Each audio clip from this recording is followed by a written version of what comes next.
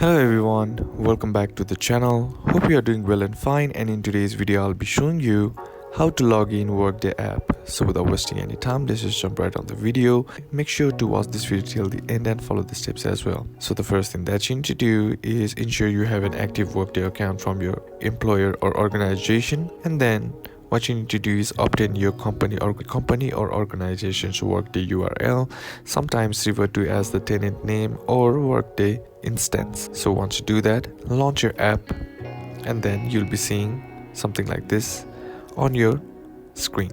Now here, what you need to do is enter in that company or organization's Workday URL.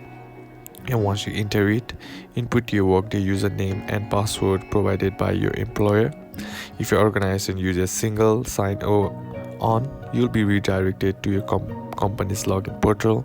Enter your credentials for the SSO platform, example Microsoft, Okta or Google Workspace. Then what you need to do is verify your identity, complete the required verification, example or enter a code sent to you on your phone or email to approve on push notification from authentication app. Then once authenticized, you'll be taken to your Workday dashboard where you can manage tasks such as viewing pay stubs, managing benefits and tracking time. And that's basically how you can do it.